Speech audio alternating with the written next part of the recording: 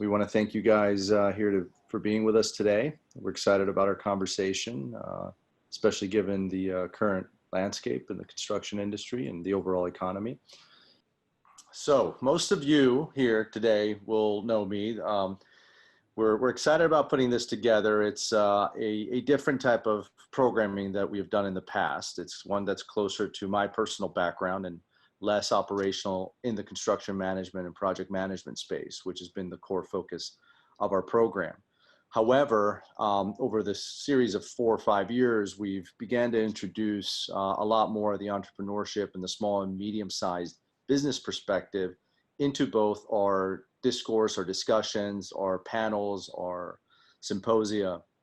And particularly as we've seen Article 15A and the extension of Article 15A at the New York State level, which addressed minority women-owned businesses, which happen to be small and medium-sized enterprises in the majority of cases, we thought this would be a fantastic opportunity to start talking about succession planning, start discussing liquidity events for owners, and more than anything, start providing a perspective for small business owners or even medium business owners who are thinking about succession or thinking about how to position their firm over the next 2, 3, 5, or 10 years for a sale, for a transition, and even for a transformation that will require a restacking of their balance sheet, perhaps a change of ownership, and what that might look like.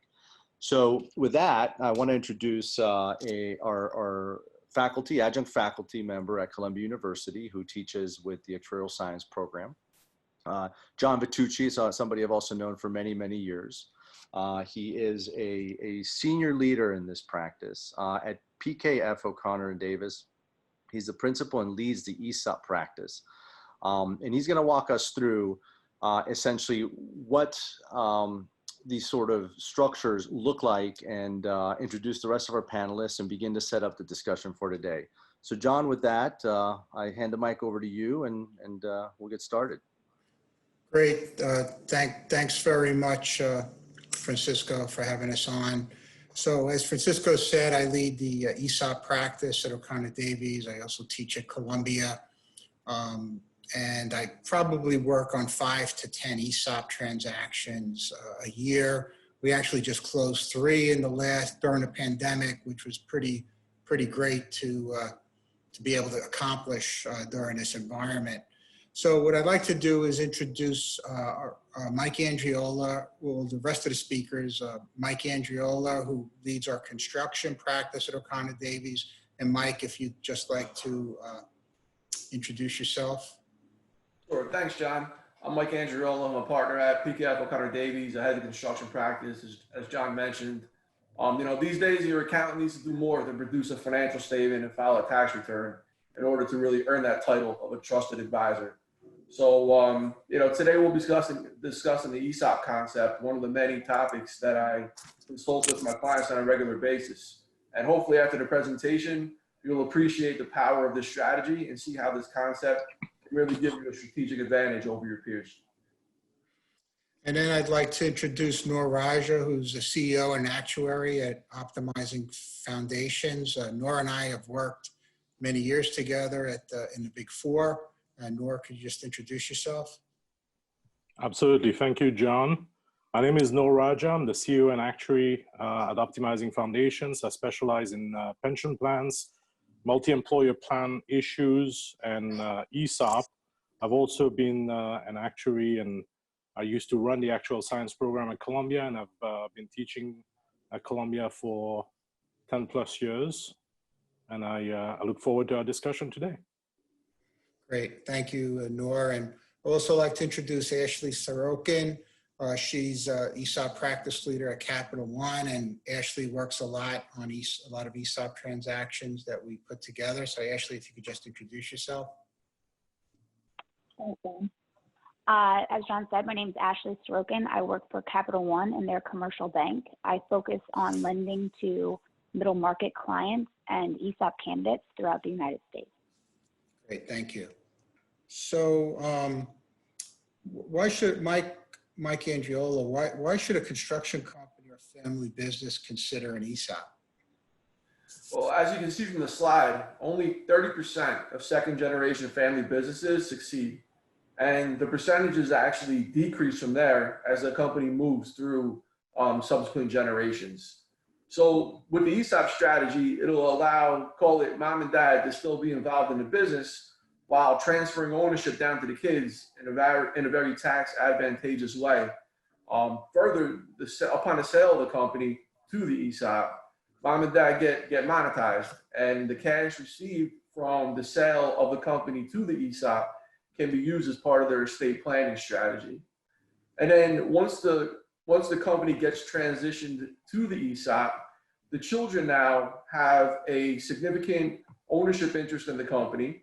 And as the company grows, the children are realizing that growth, that investment in the company in a tax-free environment.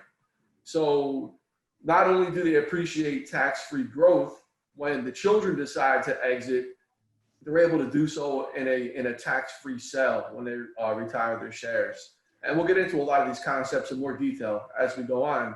But in reality, the family's still running the business because the ownership units of the company are strategically allocated to the trusted employees and the family members. So the mother and father, are still in the picture unless they don't want to be in the picture. And since the employees collectively have an ownership interest in the company, they're more motivated to make it succeed. So this is a way of putting layers of protection to ensure that when you do transition the company to a future generation, it has a better chance of being successful. So Mike, why aren't business owners in general, especially construction business owners, not liquid? Well, a lot of times the business owner's greatest asset is the company itself. And the company is not really a liquid asset. I mean, it's a revenue producing asset, but in many cases it consumes the vast majority of the time and energy of the owner. I think we lost some of Mike's audio, but we'll wait, Mike, for maybe to see if you can log back in. In the meantime, though, while we wait for Mike to walk us through this, I think it's important to set the stage as well for the industry, specifically for construction. These are companies that tend to be small and medium sized, especially when you get below the GC level. So the second and third tier of the supply chain is characterized by a lot of small, for the lack of a better term, mom and pop shops. And some of them might be quite large and they might be producing and quite a large amount of revenue. But in terms of control and size, they're still quite small. And much of the asset base and relationships exists within senior management and ownership. The other part that's important to highlight, unlike the rest of the economy, where about 50% of firms in the grand national economy are small and medium-sized enterprises, within construction, that figure jumps to 80%. And oftentimes, we don't see a succession happen, especially for firms that tend to be pretty, major players within certain markets. And that transition is not only one that is difficult to plan and structure, much less to do that efficiently and effectively from a tax perspective, but even just from a governance standpoint, while still maintaining continuity of business. So, this becomes a really interesting conversation for folks that are thinking about how to transition, how to perhaps take a piece of that equity out, do it tax efficiently, and have enough runway to structure that transition in a way that makes sense, both for their employees, who are very invested, who have spent a lot of time training up and skilling up, as well as for the rest of the supply chain in which that critical firm, or rather where that firm plays a critical role. Is that right, John? Is that sort of lays it out? Absolutely. And, the other thing too is a lot of people are just focused on getting the job done or the next job done. And you kind of wake up and you're in your 70s or 80s. And so it's just kind of inertia, not thinking that it's broken, I'm not going to, fix it. So it just kind of, you wake up one day. So it's really important to try to have a succession plan in place. So we'll move on to the next. Well, let me ask you one question before you go, if you can go back to this previous slide. Sure. Right at the top here, that 80% of the net worth is locked up in the firm. Can you maybe give us a very quick description of what that means? Sure. So what we experience is a lot of businesses, the owners are not lit. They generate cash from the business, but there's not a lot of liquidity in the business because they're either constantly expanding or getting new projects or adding on debt to sustain those new projects. So, and if they're growing, they need more capital, more equipment.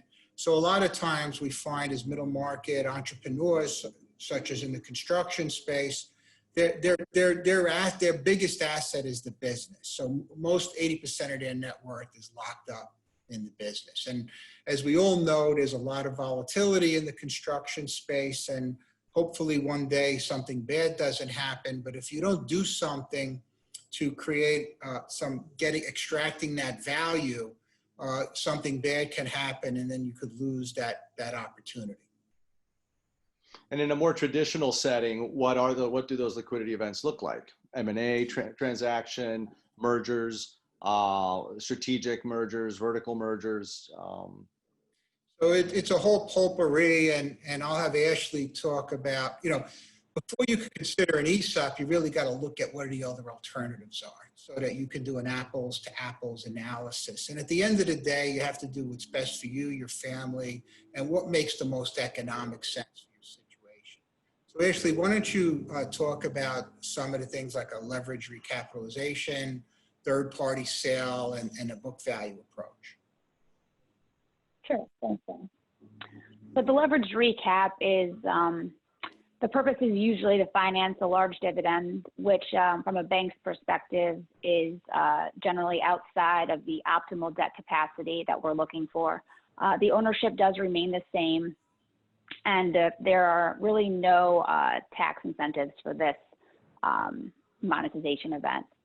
Another alternative would be the third-party sale, another option.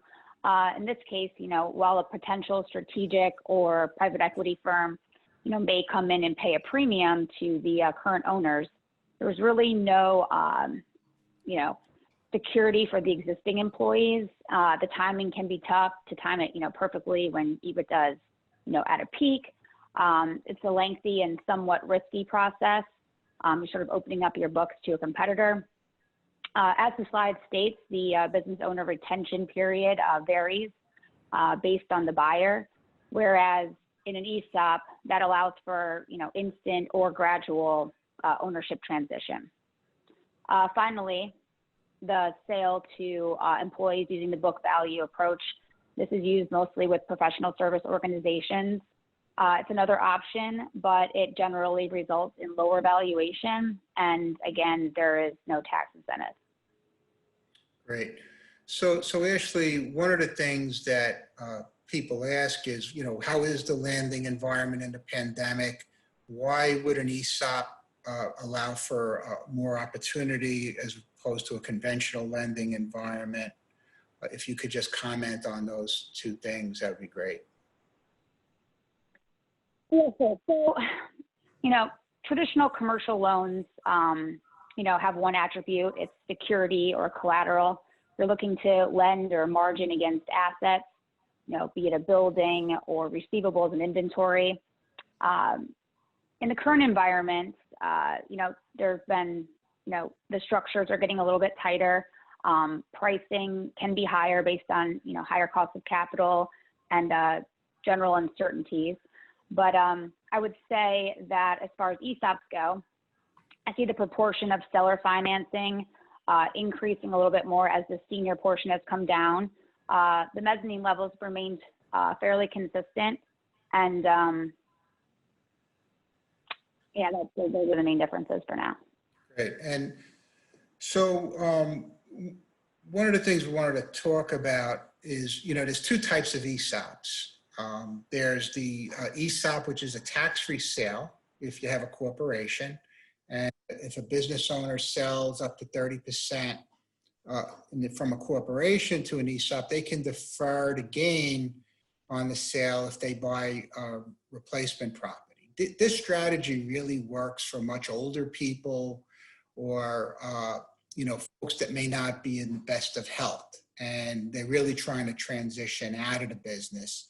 A lot of folks in the ESOP industry promote this strategy the challenge with this is that you're creating a lot of debt on the balance sheet with this kind of approach.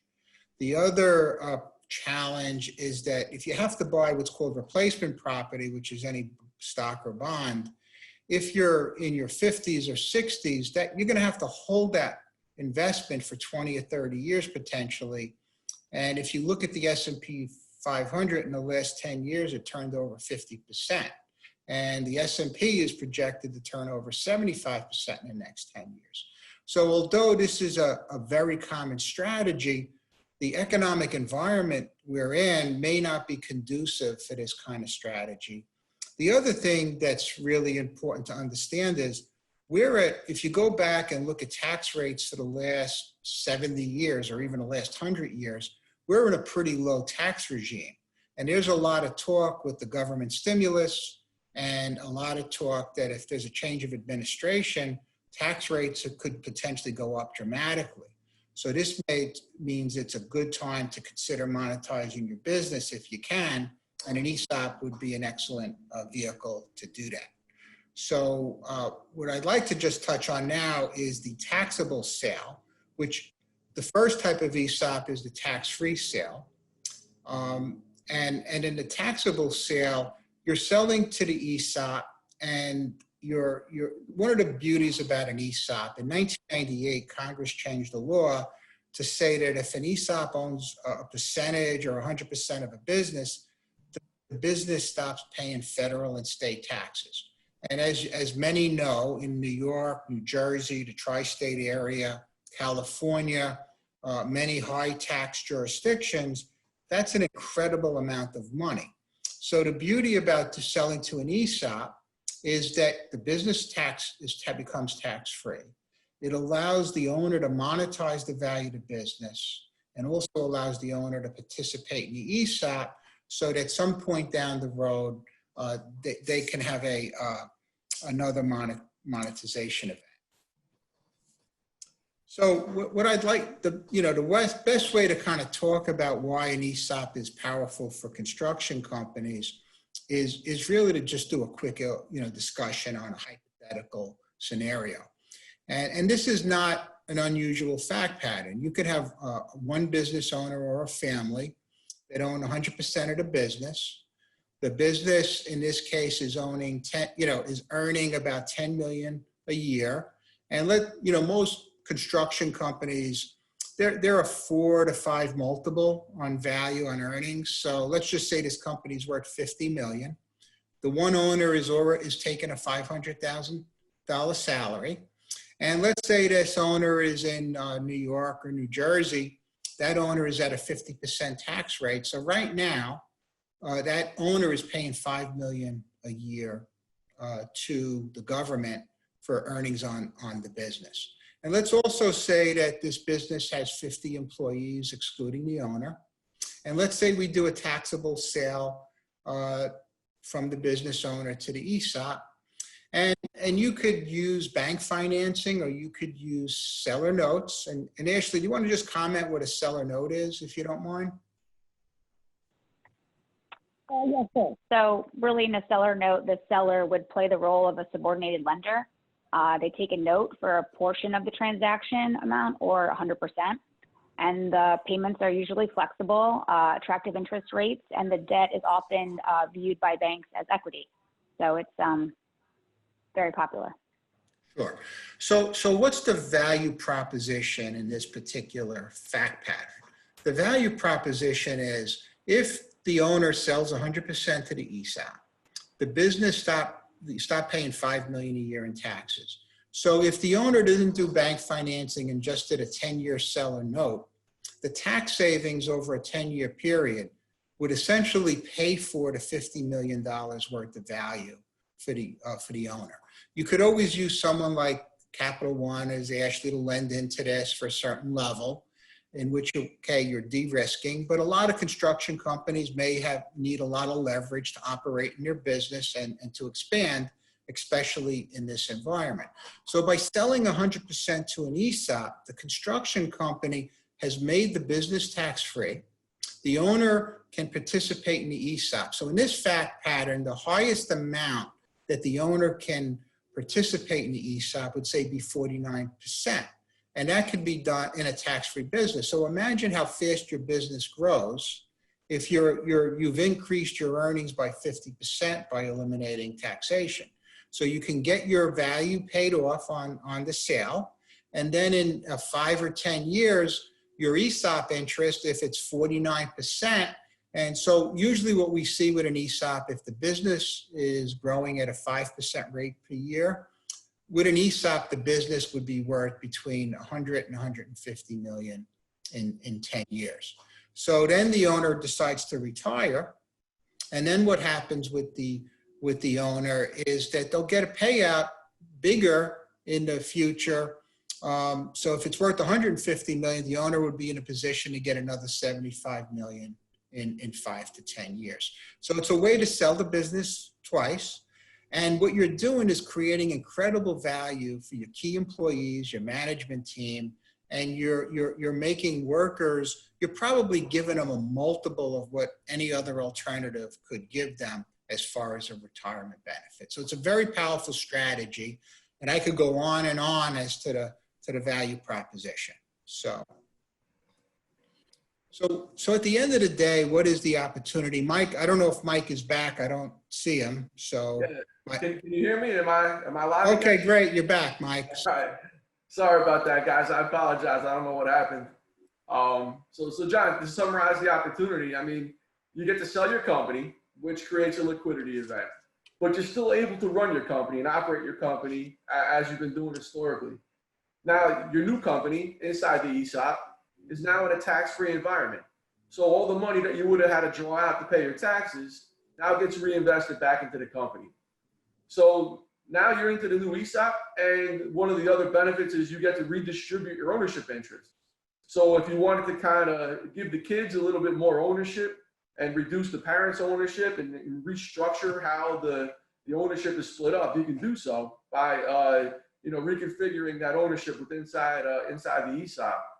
And when it comes to construction, there's one of these very, very unique kind of accounting strategies that we can use.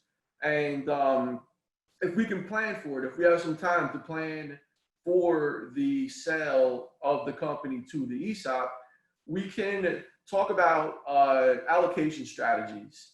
And we have two options. We can accelerate some revenue recognition to try to drive up EBITDA to get a bigger multiple and a bigger monetization or sale up front, or we can be conservative and we can back down and decelerate revenue recognition a little bit and try to reduce the EBITDA, get a little bit of a lower number on the initial sale, but now we have these effectively built-in kind of gains inside our in-progress jobs that when those jobs finally wrap up, all that gross margin, all that profit is going to now be in a tax-free environment.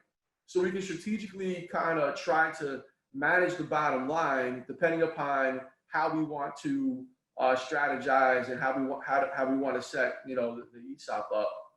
And then like John mentioned, once you've participated in this ESOP for a number of years, you now get what we call the second bite of the apple. You get to sell your business again. But the beauty of this is the second sale of your business is a completely tax-free sale. So in John's example, that $150 million company that's selling for $75 million, that's $75 million tax-free, which is pretty amazing. And then, of course, this is all very high level. This is, I'm not getting into too much of the nitty gritty, but there's all kinds of bells and whistles that can be added to the plan for owner protection, such as insurance policies, pension plans, et cetera. It's really a very complicated, well thought out, sophisticated strategy that really gets customized to each entity that's exploring this option. So that's why it's really important that you bring the right professionals to the table and you do this the right way. And Mike, just to elaborate, the reason that you could structure it tax-free is that if you wrap the ESOP inside a 401k plan, 401k plans allow for a Roth account. And when you have a Roth account, if you put debt or seller debt on a business, you push the value down real low. So when the value's down real low, you can elect a Roth. So then when that 75 million in our example comes out, that's how it comes out tax-free because it's inside a Roth account. And this is commonly done with many Fortune 500 companies. We're just putting it into the private company context and for a construction company. The other thing that's important, the first thing most construction companies ask me when we're doing an ESOP, how does this impact my surety bonding? And the first question, or the first answer I usually say is, let's talk to the surety company first before you do an ESOP. Most of them are familiar with it. And then sometimes they want a little debt capacity on the company to give you the surety bonding. So you don't want to do the ESOP and then ask about the surety. You want to talk about it up front. And then depending on how much debt you use, whether it's with a bank like Capital One or seller financing, it really looks at where do you see this business going and how much debt, how much growth is in there. So you can continue to grow substantially and use some of the debt capacity that with banks to do big projects or to expand or do acquisitions. So it's very powerful. So Nora, tell us what this looks like after and let's just assume it's 100% ESOP. What does this look like after the transaction? Okay. Well, after the transaction, the ESOP owns 100% of the company. You generally have outside debt, if that makes sense.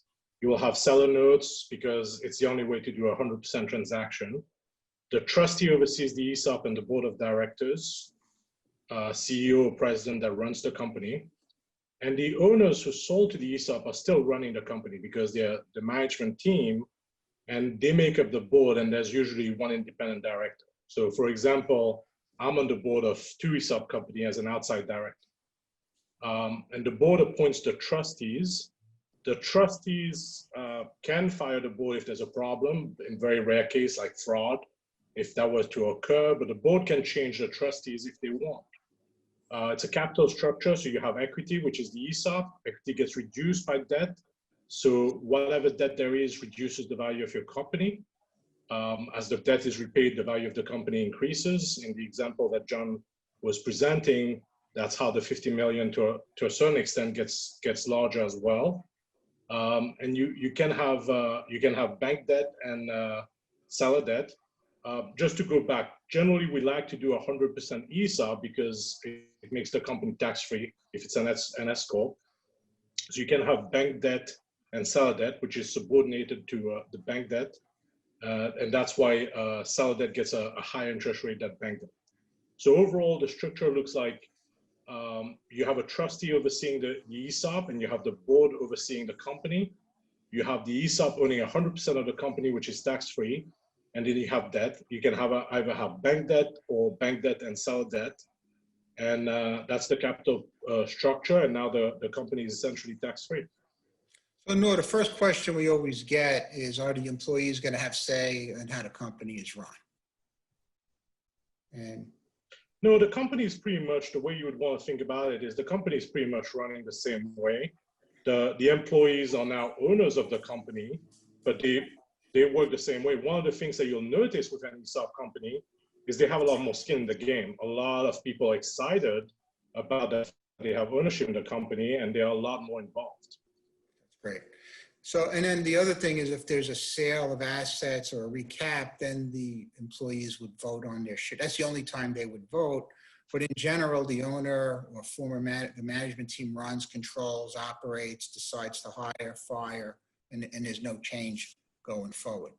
So the construction space has many in the construction space have union employees, Nora.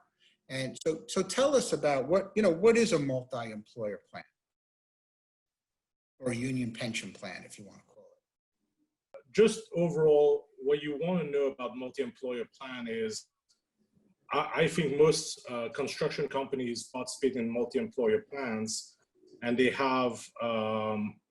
contribute to a pension plan through a collectively bargained agreement. And a multi-employer pension plan is a plan where multiple employers are participating in the same plan, where employees might move from one employer to the next, and they still have a pension benefit as a result. And it's managed typically by a trustees composed half by employers and half by unions. So they have different board seats. So multi-employer plan, in effect, is a pension plan that's managed by that's where multiple employers contribute to the plan. And the withdrawal liability is a very important concept, and how to determine the liability is very important. So the withdrawal liability is that if the employer withdraws from the plan, they will have a liability that crystallizes at that point, and that they have to pay over a period of time. So you just want, could you? It's very important for construction companies to understand their withdrawal liability. It's not something that will actually come forward in general, where the plan will tell them what the withdrawal liability is, but they all have typically a withdrawal liability because those plans are not very well funded. And because they're not very well funded, there's an emerging liability, and that liability is likely going to increase over time, and the employers will have such liability. Oftentimes you'll hear companies say that they don't worry about it because the plan is in the green zone, and pension plans in this space are either in the green, orange, or red zone. And typically they might look like they're in the green zone, which does not mean anything for that purpose. It means that they are in better shape than in the red zone, but in reality, they might be in bad shape. And what that means is that that liability can be a fairly substantial liability if the employer withdraws from the plan at some point in the future.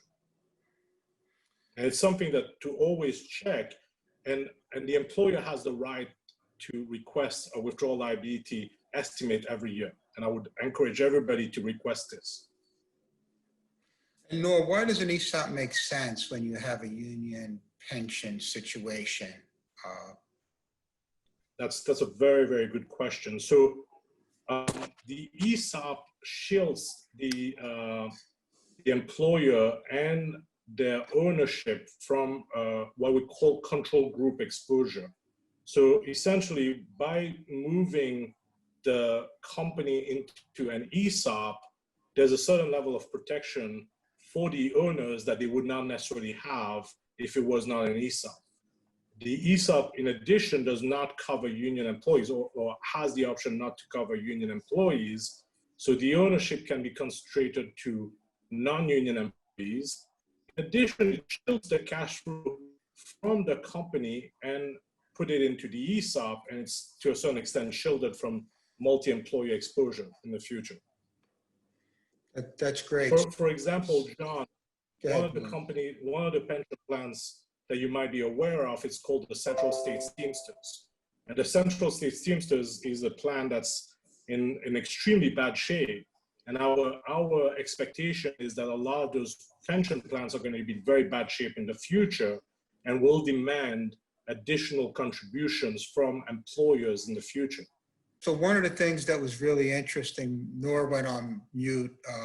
One of the things interesting about Central States is, I don't know if everybody read in the paper recently, but YRC, which is one of the biggest participants in the Teamster plan, was funded by $700 million from government loans recently. And I have a suspicion it was they didn't want them to go bankrupt and force the union pension plan to go insolvent, because they're one of the biggest employers in the Teamsters plan.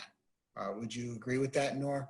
Absolutely, absolutely. If there's a whole history behind this, it's fascinating. In 2006, UPS, so YRC and UPS were the two largest employers in Central States. In 2006, UPS is probably one of the brightest employers in terms of how to manage multi-employer. They pulled out of Central States, put $6 billion in cash in Central. So hit, that $6 billion evaporated. You this cut is off the on us. exposure that you will have with multi-employer plan.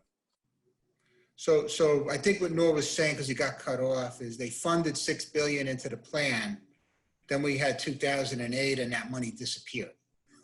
And then, Exactly. They withdrew out, so they got added a liability. So this is a constant dialogue for construction companies because they're in so many union plans. We're not trying to scare anybody. We're just trying to say this has to be managed. It has to be managed smart. And an ESOP is a very powerful tool to get money out of your business tax-free. and we'll just move on to keep things flowing. So the next question everybody asks is, what's my business worth, right? And at the end of the day, most of you know what your business is worth, but in ESOP valuation world, the biggest factor is usually the discounted cash flow. And most construction companies are valued between 4 and 6 times earnings. And that's a good back of the envelope strategy. You could have larger deals over 50 million. You know, you benchmark against public companies if you're a private company. And then there's a lot of guideline transactions. And my comment to clients all the time is, listen, if stupid money rings the doorbell and wants to pay you 12 multiple, take the money and run for your life if you can get it. But generally speaking, that's not going to happen. It could happen if you have a unique opportunity or some incredible contracts. But the valuation is generally tied to discounted cash flow. It's really liquidation value. And then usually there's a factor based on public companies. So that's kind of how valuations are looked at.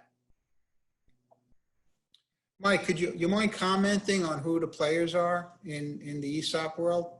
Sure, John. You know, as we talked about, this is a pretty sophisticated and a complicated structure. So with that comes a whole team of professionals that you really need to get involved in order to get this right.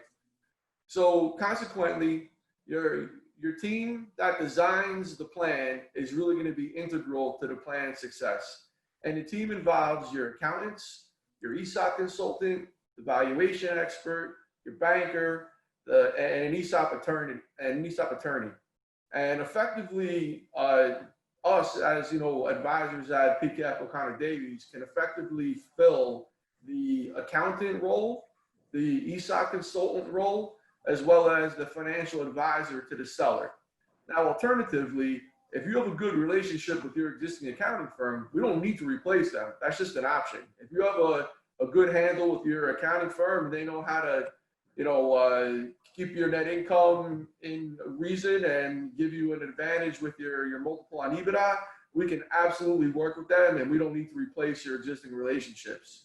Then at the ESOP level, you're going to need a board of trustees, which we've kind of talked about. It's usually around 3 people, and at least one of those 3 people needs to be independent. And, you know, their role is really just to make sure that the decisions that the company makes are really in the best interest of the ESOP. They don't really have a significant involvement unless a major event occurs. I mean, in other words, they don't prevent management from running the company and making the management decisions. And then finally, if you have multiple owners involved, you might have additional accountants and attorneys that represent each one of the selling parties. So that way, each one of the respective interests are being best represented.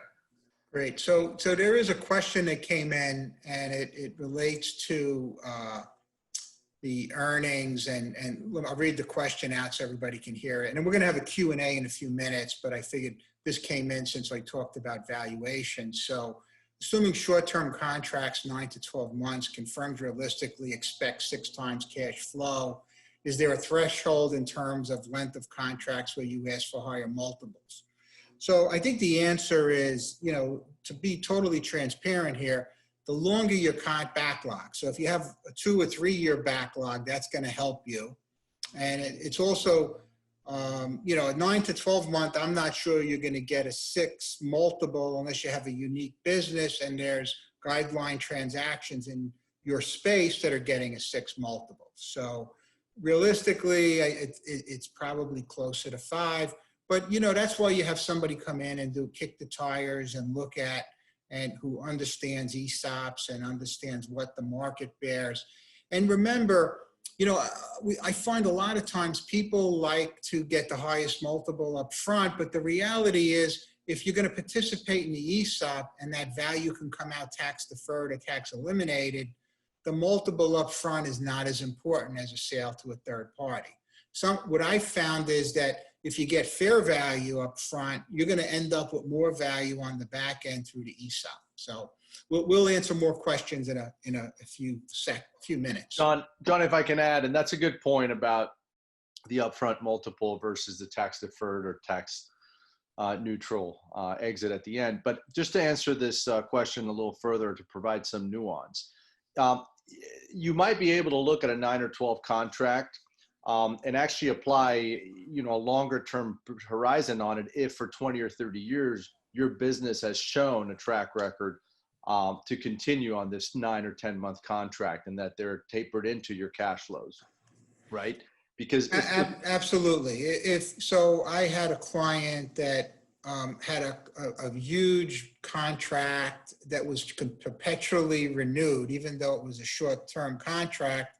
They've had the contract for 30, 40 years. So that had a very positive influence on the multiple. Also, another positive influence is diversity of business. So if you're getting your business from multiple sources and you have a long-term track record, that's going to put more favorable pressure on the multiple. So if you only have 2 clients, right, that if you lose one of those clients, that's downward pressure on valuation. So more diversity, a history of not big turnover. So there's so many factors that go into the multiple and valuation. And John, I think another point to mention too is there's a very strong relationship between your gross margin on your jobs, your SG&A expenses, and your net income. And to the extent you show a very strong gross margin on your job, you might have a higher SG&A cost. And conversely, if you show a little bit lower gross margin on your job, you might have a significantly lower SG&A cost. And being able to balance that ratio and the proportionality between the two will absolutely have a direct impact on your bottom line, on your net income, which will ultimately affect your valuation as well. So not only does the duration of your contracts become relevant, but your margins on the contracts, as well as the proportion of your overhead, also become very relevant in valuing the company. Good. And just one last point is the counterparty to the contract too. The more creditworthy, the more stable, and the more let's just say blue chip it is, can also provide upward pressure on that multiple. And also, the larger the company, the larger the private business. So you're going to have a better opportunity for a multiple for a $100 million company versus a $15 million company. Where if you're a $15 million company, it's going to be more, towards a pressure to have a lower multiple. Although I've seen some small companies get a 10 multiple, not in the construction space, but in other industries. So it depends. It depends on how unique your business is. And there's a lot of factors that go into the valuation and that. And at the end of the day, the beauty about the ESOP is, as Mike said before, you can get 2 bites at the apple. So if you're a little off on the front end, you're going to be better off on the back end when you're really ready to retire. So let's go to the next slide, and then we'll take a few more questions. Ashley, you want to just comment on the ESOPs by industry group?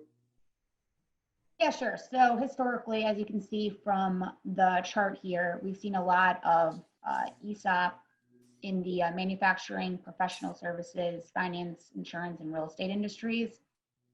I would just like to point out, though, that really this is industry agnostic. ESOPs can successfully operate in all industries, broad ranges of companies, large, small, public, private. I would just say, though, that the ideal candidate has some common attributes: strong cash flow, history of stable earnings, have to be generating taxable income, of course, and a capable management team is important as well. Yeah, so it is industry agnostic, and it's across all industries. I call it good business in, good business out. The better the business, the more the profits, the more successful the ESOP, the better alignment with the workforce. And what's interesting in the pandemic, a lot of folks are expecting infrastructure. As soon as the government starts trying to bail out the rest of the country, when they really want to focus on stimulus, a lot of people think that there's going to be infrastructure, which is going to really cause a boom in the construction space. And people are going to be really important in trying to retain your best people to work in this environment. And no better way to retain people than putting an ESOP in place. I've had in the transactions I've done, I have in the last 5 years, I have 120 employee millionaires, and that's not the people that were the owners. The owners were already millionaires. So very powerful strategy, not just for the business. It's a way to double the wealth for the owner, the management team, and quadruple wealth for employees who may be in a traditional 401k. So what we'd like to do now is open up for questions. And what I'd like to do is just kind of, there's 2 in the queue, and I'll read them, and anybody wants to comment can comment, and we can open up the floor for anybody that wants to talk live with a question, or you could just do a chat. So posted, I think it was Matt posted, Testani, that I read a study this morning that found that turnover rate in ESOPs are half the national average, as millennials and Gen Z tend to job hop, and knowing how much turnover and onboarding and training of new employees cost organizations. Do you think we may see an increase in ESOP offerings so organizations can stabilize their young workforce and limit turnover? I absolutely think that's the case. I think it's a great way. In all the ESOPs I've put in place, the excitement of workers. And what's fascinating is when you do the ESOP, you're not going to see the appreciation in year 1. You're not going to see it in year 2. What you're going to see it in by year 3, they're going to be absolutely ecstatic, because they're going to be comparing that value compared to what they had with their 401k or match, and it's going to dwarf that. And studies also show that the ROI on the business itself is greater. So it's really very powerful. I just want to highlight that Matt is one of our alumni and is on the strategy team at Turner Construction. So thanks for that question, Matt. Sure. Thank you, Matt. And any more questions you have, great. So another question came in, is ESOP also implementable at a C Corp? And the answer is absolutely yes. And with a C Corp, you can do, if you own the company for at least 3 years and you sell to an ESOP, you can defer the gain. The problem, as I mentioned before, is you can't participate in the ESOP, but you might be able to get warrants in the company. I find that the S Corp strategy is much more powerful, because even with a C Corp post ESOP transaction, the business is still paying taxes with a C corporation, where if you go with the S Corp, you pay 0 tax depending on the jurisdiction that you're in. So yes, the answer is you could do it at a C Corp, and you can do it in an S Corp. And there's about 6,000 ESOPs in the country, and about half of them are S Corps and half of them are C Corps. So it is a 50-50 split. Most of the C Corps that are public companies that have stock in their 401k plan. So it's usually the more the S Corp ESOPs at a private company, and the law changed in '98, and they became really, really popular. So any more questions coming in, or anybody want to comment? As we start wrapping it up, I just want to let everybody know that we're going to be circulating a white paper that was written by John and Michael and Ashley and the team. So that will come out probably later today or tomorrow. And we'll follow up with some key takeaways from our discussion today. Great. So another question came in. Are we recording this? The answer is yes, we are recording it. Hopefully it looks good.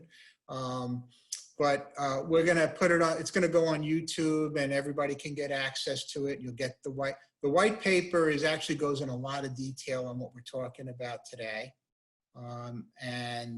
It lays out, the whole strategy that we've kind of talked about.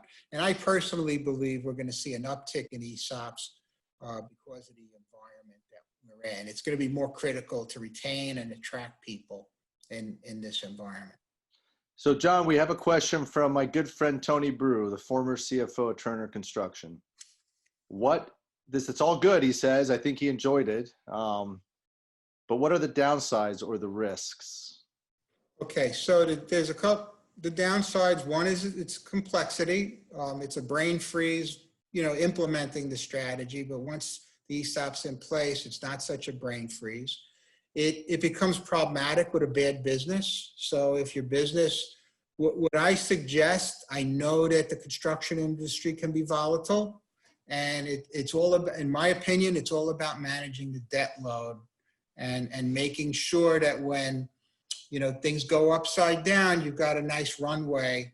So managing, you know, I tend to like more seller notes and bank financing, but bank financing is a prudent tool. So I'd say complexity.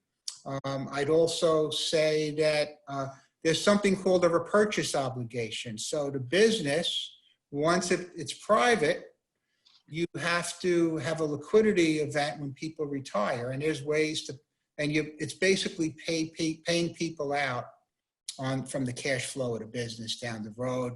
And there's ways to fund it inside the ESOP, outside the ESOP. But the biggest challenge with an ESOP, believe it or not, is the wealth creation, because it creates so much wealth and so much growth. It's about managing the cash flow. So I'll give you an example of a successful ESOP. UPS, who used to be a client of mine, and when I was in the Big Four, they had a very large ESOP, and they went public basically because their ESOP value had just exploded so much, and they did not want to, they wanted to use the cash that, you know, to grow the business. So when they went public, the average driver that was there got a check between 3 and 5 million. That's why there's so many Country Club members around the country that are from UPS, that you retired from UPS from their ESOP. So the good news is it creates a lot of wealth. The bad news is it creates a lot of wealth, and you have to manage that. So, and you have to manage your demographics and when people are retire. So, But just to go a little bit deeper on 2 points you made. One, I guess the one major risk mitigant is ensure that you have the right leverage and perhaps even the right capital structure, right? I mean, especially yes. given that at the sub level, you're dealing with longer lead times to get paid. You're probably dealing with greater level of short-term debt. There's rarely much long-term debt. And then at the general contractor level, you tend to have low levels of debt, but, you know, a lot of liquidity obligations. So what you're saying is the major downsides are triggered if there isn't the right debt and capital structure in place, short and long term.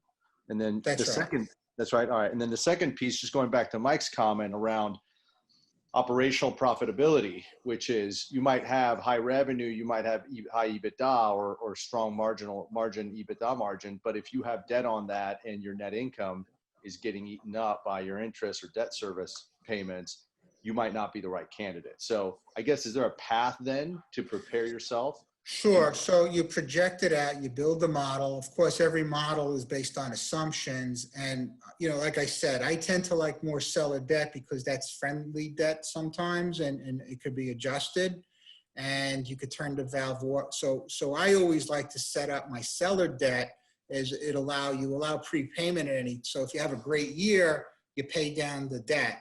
In a bad year, you don't pay the debt. Maybe you just get paid interest. And what that does is it allows you the flexibility, because now you're a tax-free business, so you doubled your earnings, and in good years and bad years, you could navigate through the bad spots. So it's all about, you know, as you mentioned, Francisco, capital structure. Companies that are surviving right now are companies that have good capital structure. Companies like retailers, one, their business model got destroyed, but two, a lot of them had a lot of debt. So they're all blowing up right now in the market. John, I So think the other, I'm sorry, Francisco, go ahead. No, go ahead, sir. I think one of the other challenges is when you have a really young owner, because if the value of your company is sitting in a 401k account and your young owner isn't planning on working until he hits retirement age, you have to create a bridge from when that owner decides that he's not going to work in the company anymore and when he's able to access all that built up equity that he's got sitting there in the 401k.